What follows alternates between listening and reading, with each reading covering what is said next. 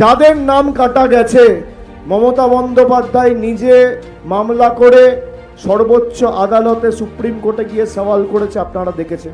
13 তারিখ আবার মামলা বিচারাধীন রয়েছে, আবার মামলা শুনানি রয়েছে। 13 তারিখ আবার আমরা বলবো যে ট্রাইব্যুনাল ঘোষণা করার পরও কোনো শুনানি চালু হয়নি। এখনো 27 লক্ষ লোকের নাম জোর জবরদস্তি বাদ দিয়ে দেওয়া হয়েছে। কিন্তু যাদের নাম বাদ গেছে তাদের দায়িত্ব, একজনের নাম বাদ গেলে 3 জনকে তৃণমূলের পক্ষে নিয়ে এসে মমতা ব্যানার্জির হাত শক্তিশালী করা।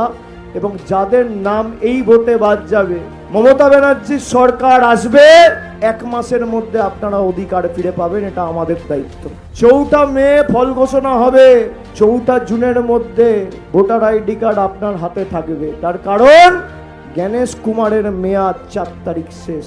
আর 23 দিন, আজকে 11 তারিখ, এদিকে 19 দিন এই মাসের, আর ওই মাসের 4 দিন, 19 আর 4 23। 23 দিন পর tata bye bye. Election commission অনেক করেছো জ্ঞানেশ কুমার, অনেক করেছো ভ্যানিশ কুমার, অনেক দিল্লির দাসত্ব আর তল্পি বাহকতা করেছো।